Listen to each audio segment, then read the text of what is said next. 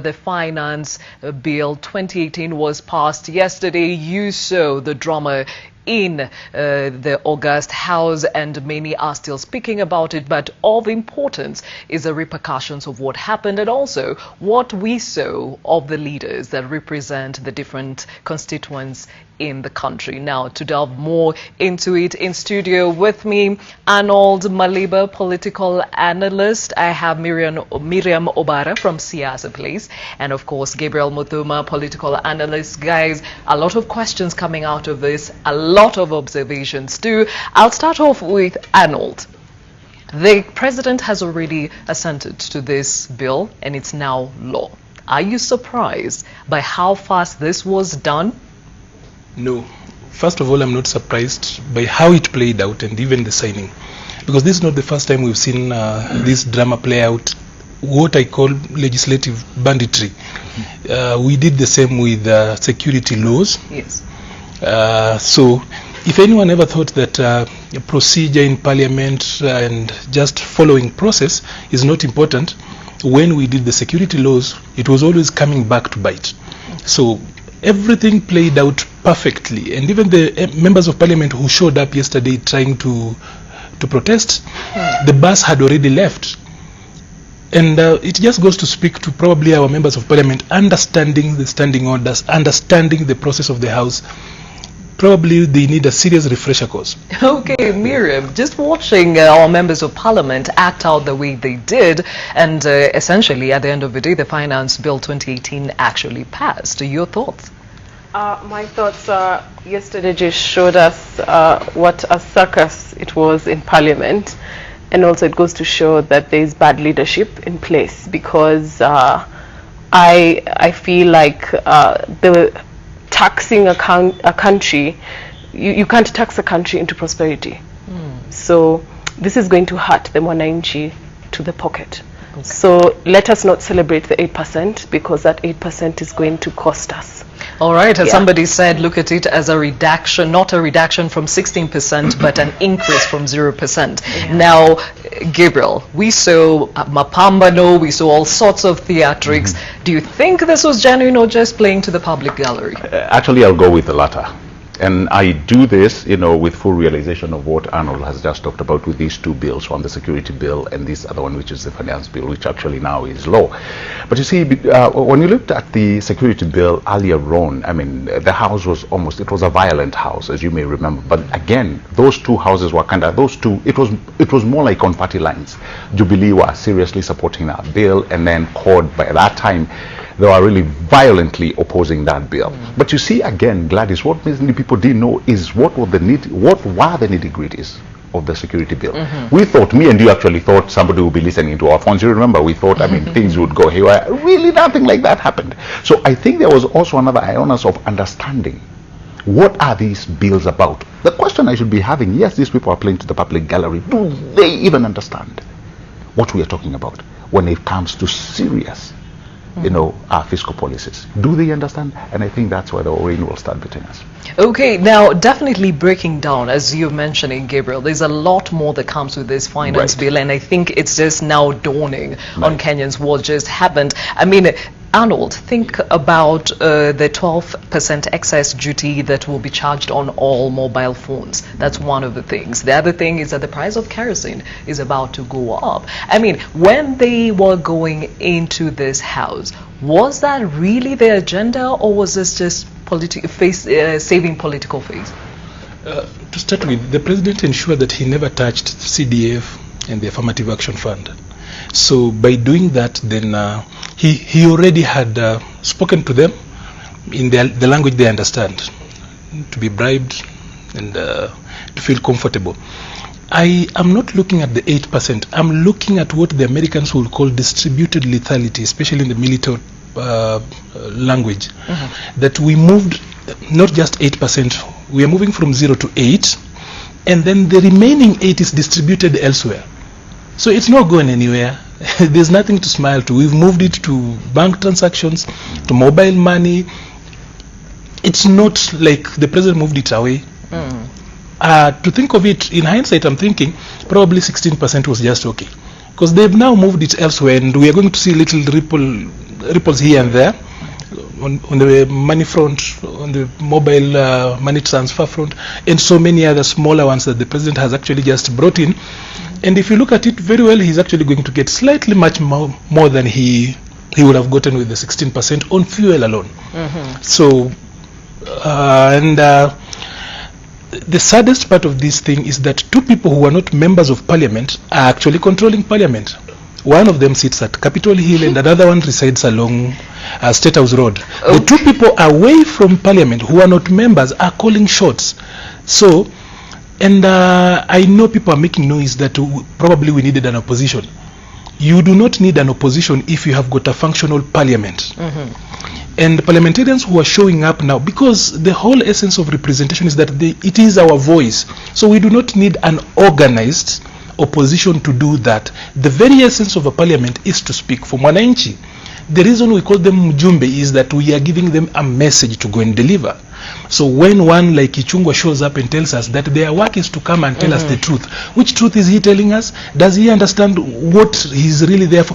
But we will understand Ichungwa because he wasn't elected. He was selected. But he should actually have respect for the rest of us. We queued and voted in these guys. All right. Yeah. No, definitely a lot more to look into. But of course, we cannot ignore the fact that some budget reductions were done and the judiciary walked away with a bit more to their budget. And we'll be speaking more on the same and looking at the ripple effects of that Finance Bill 2018 that has been officially signed into law by President Uhuru Kenyatta. In studio with me, Arnold Maliba, political analyst, Miriam Obare, CSA Place, and Gabriel Mutoma, also a political analyst. I mean, Miriam, let me get to you. Just watching, as Kenyans watched these legislators do whatever they did yesterday amidst all the chaos, what do you think would be the take-home as a Mwananchi looking at the person that you sent to Parliament to represent you? Well, I would say that for the Mwananchi, they need to just brace for impact, because this means an increase in their cost of living. And also, this is a reflection of who you've elected. Yeah. So last year, when we went to the ballot, you selected these people, you kept them in this position. So this is now the repercussions of our decision making. So moving forward, we need to now find a way to hold them accountable. And also, we need to participate in these processes. Do we participate in the budget process? Has anyone ever attended a budget proceeding? You know, the Mwananchi has a critical role to play, and that they can't ignore. So if we want to have input, we need to be involved in these processes. Yeah.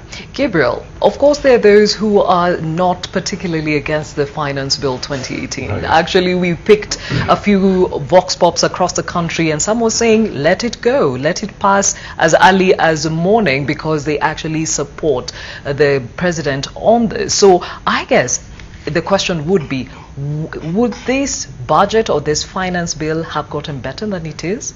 Do you think? You know, Gladys, whether that's a very good question. From where I'm seated, there are two things that would have come to play. One is that, and we all know that Parliament, you know, is given a lot of powers constitutionally in budget making. And I would have expected them to really sit down and have a very balanced budget, one that is speaking to Wanjiku. But I think that's where they failed, because we are told of two sets of, you know, like what Maliba was saying about, you know, the people who are controlling Parliament. You know, one sits at Capitol Hill and the other on Dennis Street. The truth of the matter is, they sponsored these people to Parliament, truth be said. And you would have expected at least what we saw from NASA saying, you know, let's give it a chance. We need to ask and query, why did they say give this a chance? What did they, what had they seen? And on this other end, we are told on Wednesday, this group or Jubilee met, and they actually seconded the president on that particular bill. We need to ask, why did they second? We come to learn that majority of them said, we will actually support that bill if only you do not touch the CDF. All right. Now, we all know that 5 billion was the one that was hived off or cut from the 30, you know, the 30 billion or the 35 billion rather, which is geared to CDF. But then again, what we need to really push, Gladys, is to understand, did they know that which they were pushing out across? Do they understand what they have or what they've passed on to Njiko in matters taxes? Where do we go from there? And probably from where I'm seated, what I'd like to see, and the question that I would like to raise is, are we going to utilize that which we get to proper managing the issues that are affecting this country? Truth be said, one, we have seen roads. I mean, we cannot run away from that. 3 kilometers to 10,000 kilometers, we've seen that. And, you know, we give it, I mean, it's a big ambition that Jubilee has set. And second, well, I mean, we've seen SGR. And, I mean, we are seeing, you know, we've seen things happening. So are we going to move forward in that trajectory? Don't forget, we've had the DCI, the DPP, and the judiciary, like you said earlier on, who have received an extended budget. Will they move on with speed to ensure that the corrupt, which I believe mainly are the cause of some of the things that we are going through? Because really, people by design are not afraid to pay taxes. I pay taxes and I'm not afraid to pay taxes. But what I want to know is this: if I am paying 8 or 10 or whatever 30% I am paying, just like the other regimes that we know in the world, you know, countries like Finland and Germany, that pay serious heavy taxes to about 45%, and those taxes are subjected into proper use. The question every Kenyan and Wanjiko should be asking is, if we pay these taxes, if we tighten our belt, and we are told that we are talking about delayed gratification, all right, will it go to ensure that any time I walk into a hospital, that I'm given service, that any time we have a child who's going to a public school, that they are receiving the same top quality education like a child in private school? If this becomes our narrative, and if we hold people responsible, and we say if somebody is found corrupt or culpable, what is going to happen to this individual? If we tighten, I mean, if we ensure that this wastage that people are talking about, because really that is the cancer that I see from where I'm seated. So exactly, if the systems are put into place, if we raise the structures of governance, Gladys, I can tell you, the mwananchi, albeit the fact that we'll complain, but they'll be comfortable in paying taxes. Okay, Maleba, talking about comfortable, 8% seemed to be sitting well with some, and some would even say to this morning there is the fact that the price of petrol has gone down to 116 from 125, and kerosene has also gone down to 108, and some would say, see, we've already started seeing the repercussions of the same. Are you seeing this as a ripple effect from what happened yesterday, or was all this well orchestrated to just sit well with the mwananchi? But before I respond to that, it's important to disabuse a notion that my friend Gabriel here is trying to push through. Building infrastructure cannot be defined as development. In the 60s and 70s, when Nigeria had booming oil business, they built a lot of roads, very powerful and good roads. Those roads did not translate to development because so many of them were being used to just dry corn and that. When we talk about the SGR, we use almost $250 billion to build the SGR, and then move fast to start building the Mombasa-Nairobi Expressway at almost the same cost. What was the logic of doing the SGR? To move cargo and heavy vehicles from the road and make it easier. Now we are using the same money to go and build a road. We are using some much more money on that. When you talk about building a road and bringing infrastructure, just by the virtue that a road goes through my land, I do not have skills to earn a decent learning, or rather a decent earning. Is that empowering myself? It's not.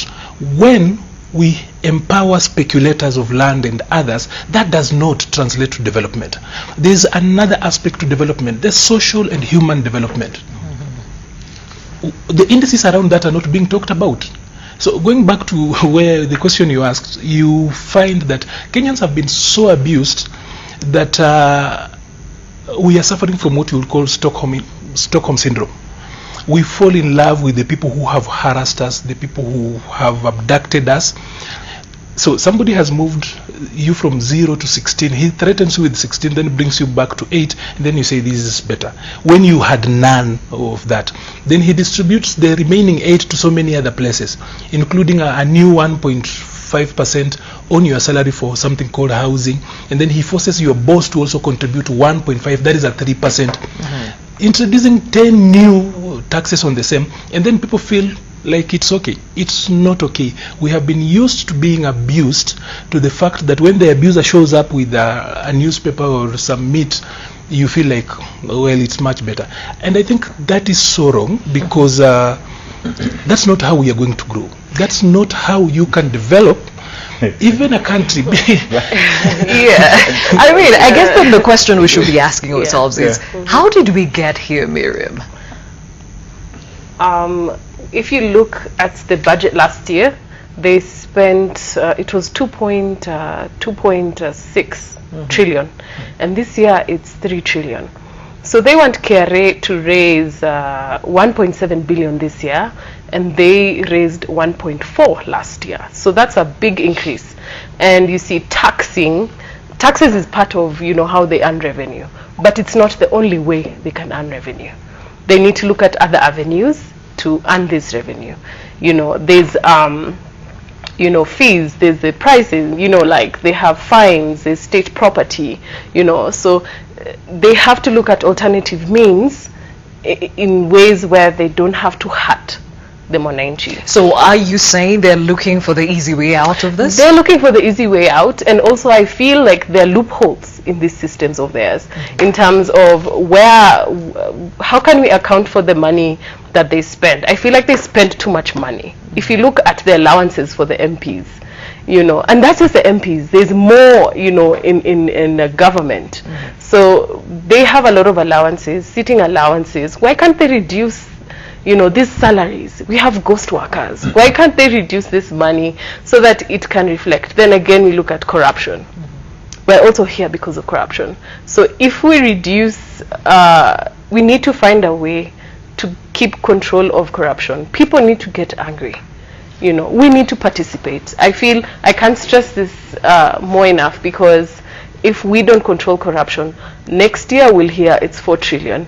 The year after we'll hear, 10. Don't be shocked, Because of corruption, they're trying to find a way to figure out this deficit. And also we have to look at, will this money go to the right pockets? Which is what Gabriel was bringing up. Now we need to cross over to Kisumu again, but before we do, Gabriel, this is very important in as far as 2014. We had our presidential address saying that the two topmost would take a budget cut and the CSs would do the same, and they would not come into our pockets to look for money to run the government.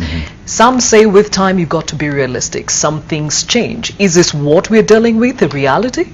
In fact, that's a reality, so to speak, because really government is driven by really probably the taxes that we pay. And really, let's not run away from it when somebody says, and this is true, again, our expenses have increased exponentially. If you're looking at what 2010, after the passing of the Constitution 2010, what the Kibaki administration the administration that Kibaki had and what President Uhuru has currently, very different. Billions worth of shillings have actually come to be in spending. But you see, if you are looking at the two angles where the government back then was taxing and then spending, I would have hoped that's the line we've continued to partake, and we should run away from a very core financial disturbance which project to borrowing and spending. Gladys, we cannot run away from the fact that we are losing money both in the national counties, in the national government rather, and the county governments. And I think that is where we need to sit down and really, delve deep into matters corruption. And I agree with what Miriam is saying. Those are some of the loopholes that we really need to sit down and consider, what do we need to do. Let me weigh in on something that my good friend Arnold has said when he said development is not the only thing. There are serious key indices that really support where investors go. Gladys, look at it. Why do so many businesses go to establish themselves in places like Dubai? Why do they go to places like New York? Because services have been entrenched in there that you're not going to almost a Stone Age place. If a road is leading you from a city, listen, and the taxes are not exponential. The taxes we used to pay in the US are way more than what we pay here. But then again, but how do you build? How do you build those services? Not how do you build those 3 times? How do you build those services? All right, if it's not by overpricing, and that's what I'm saying. What I'm agreeing with them. Corruption. No, corruption comes into play. Corruption comes to play, and we agree on corruption. But we cannot fail to be ambitious. Yesterday I had. I'm finishing on this one. Yesterday I had an MP saying, "Oh, the Big Four are an ambitious undertaking." By the way, the only thing that has ever changed this world, Gladys, is ambition. Okay, I hear you, but then again, we need to get back to that conversation because we need to look at the fact that are we living beyond our means because the borrowing and expenditure does not cancel out. As we wrap up this conversation around taxes and games, as he mentioned, there's a lot that was seen yesterday and has been in place for the last couple of weeks around the Finance Bill 2018. Now, for you, Arnold Maliba, this has been made law. Clearly, it's here to stay. How do you see the economy surviving this going forward? I will have to respond to Gabriel first before I answer your question. Yeah, before you kill each other. So please. it's true we need infrastructure, but not at bloated costs. We are only taking loans to finance corruption, black marketeering, because if the railway we have cost us 3 times what the market rate should be, we are now doing another road at the same price. Then we know that corruption is actually Jubilee's surname. So it's true we need infrastructure, but not at the cost they are doing. We dropped the ball in 2013 when we elected a team that rejected knowledge, a team that believed in lies. The problem is that Jubilee did not just tell Kenyans lies, it consumed its own lies, and those lies have caught up with us. Even the Bible says that your sin shall catch up with you. So the lies for the last 5 years have caught up with us, and Jubilee was consuming its own lies. You know, you would rather cheat to somebody but knowing too well deep inside you that it's a lie. But they lied to us, and now they believed their lies and consumed that. Now, moving forward, you must start thinking about how do we get out of this. From a policy level, we must say... Is it getting out of it or surviving through it? First of all, we have to survive before we then get out of it. Get out of it. So, to start with, once you realize that you're in a hole, you stop digging. So we must stop taking loans. There are no 2 ways around that. We must cut our coat according to our size.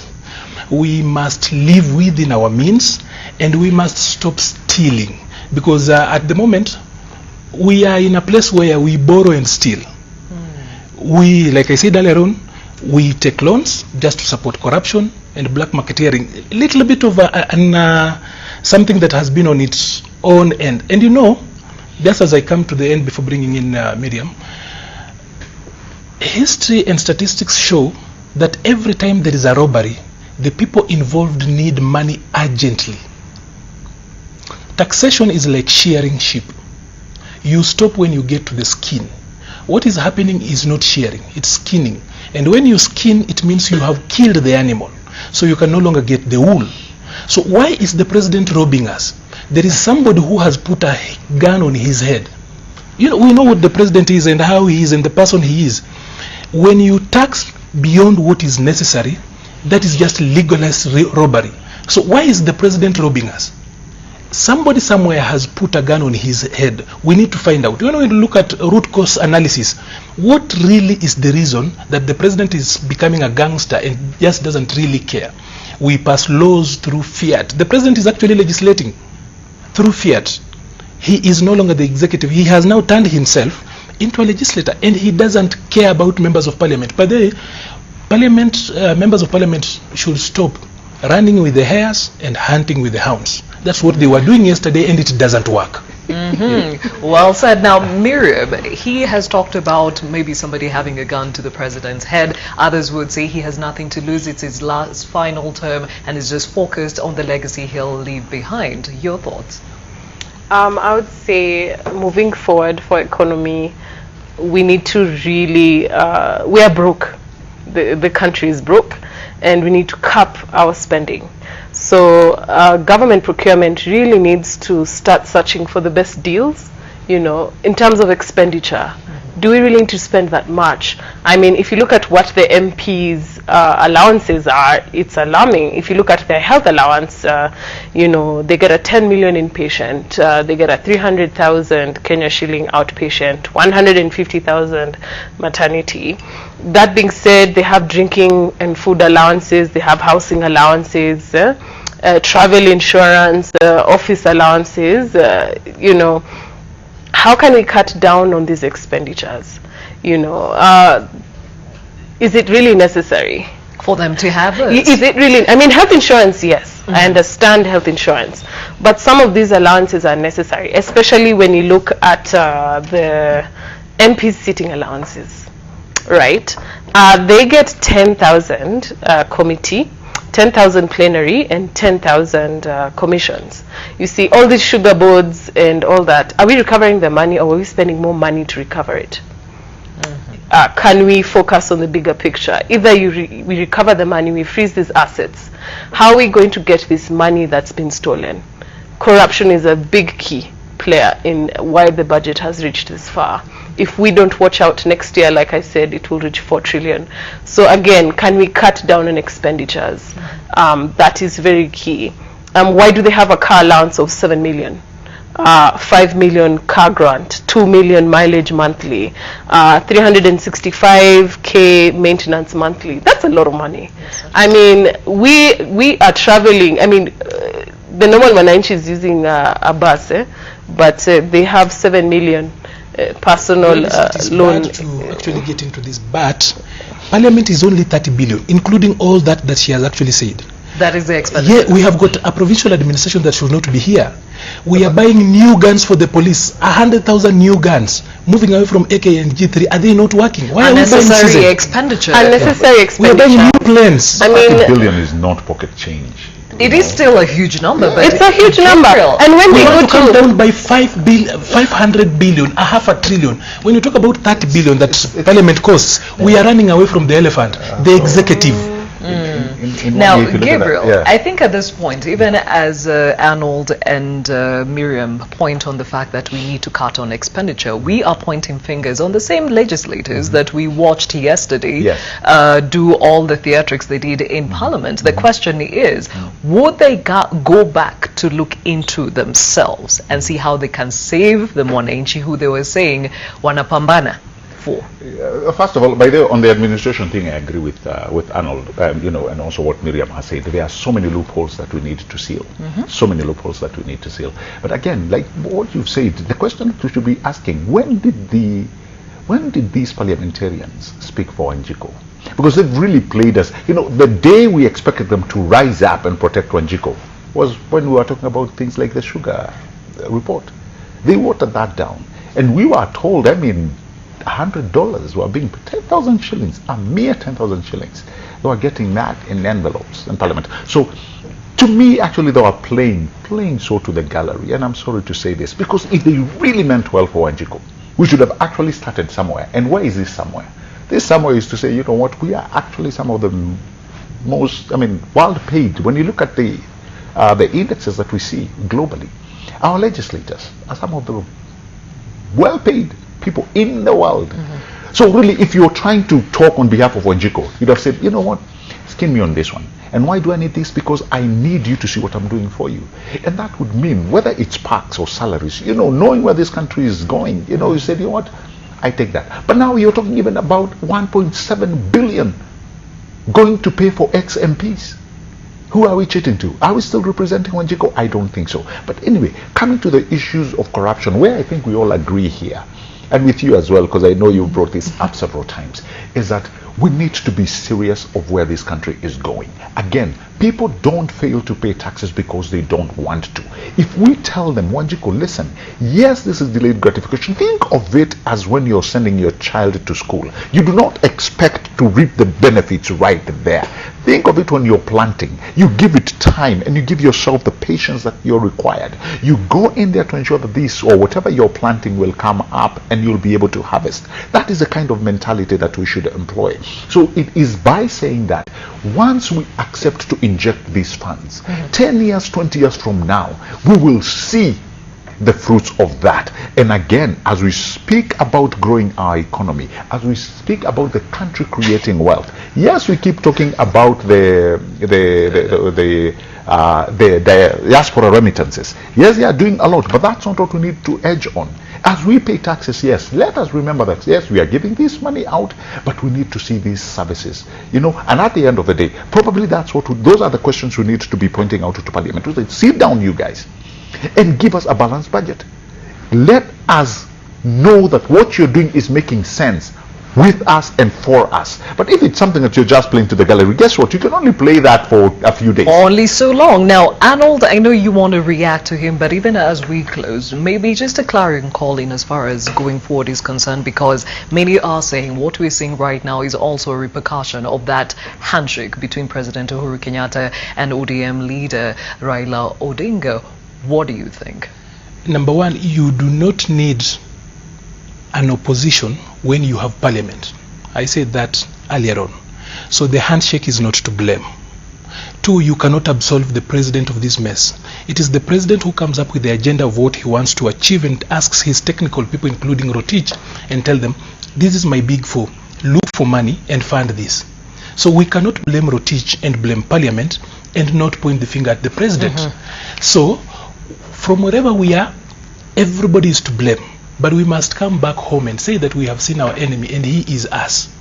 We have always found a way of excusing our members of parliament. They say that we have turned them into ATMs, that every time we sing praises to them, that is a password to try and get money from them. So we need, and it's going to be tough, by the way. We have got about 3-4 years that are going to be so tough if Jubilee continues to run away from truth, facts and figures. So long as they play and consume their own lies, so long as they do conjecture, you throw around plans. And I have seen Muduma is also reasoning like Jubilee, because he's sending us a lot of hope, and hope is not a strategy. No. Honestly, understand Gladys, that you don't tell us that we just throw money at problems. Gladys, this is not hope. And that, by the way, I have never said we throw money at our problems. But that's what he said. You cannot say, the money will come back. This is the. I'm not talking about 2 years. I'm talking about delayed gratification. And by the way, if we are building a road, Gladys, honestly, if we are building a road today, Maliba, you do not expect that road to be finished in 2 months and start enjoying it. Probably but then again, the benefits at that time. Then again, even ODM said they're giving it 1 year. The other thing, very quickly. That was a parallel they were giving us. No, the other thing. You are slaughtering somebody. No, slaughter you and see if you will be alive tomorrow. Let me, and Maliba, we need to finish at this point. You see, what Maliba has done is he has made this again. He has brought us to the platform of Jubilee and NASA. And it's something I needed us to run away from it, because since the history of this country, and I'm talking about from independence, and this is a fact. This is a fact. You may say I'm actually holding brief for the president, but I don't care at this point, because we have never seen. We can't have the people who supported Jubilee. No, it's not about this. We have never seen a president who was so ambitious to fighting corruption. Look at the money he's given to DCI. Look at the kind of budget he's given to the DPP. Look at the kind of budget he's given to the judiciary. All for what? Okay? He is the only president. If he is the only president, he's the only president.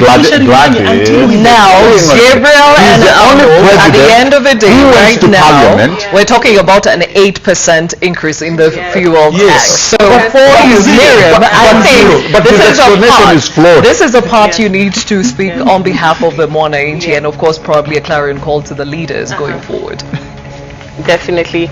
Speaking to the 8%, this is again, don't celebrate. It's not a celebration on why they've reduced it in half. It's going to affect us.